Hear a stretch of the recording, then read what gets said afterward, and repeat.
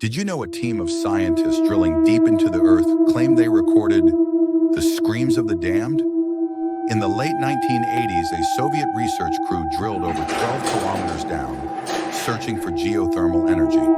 At first, everything was normal, until the drill hit a sudden pocket of empty space, a cavern no one expected to exist.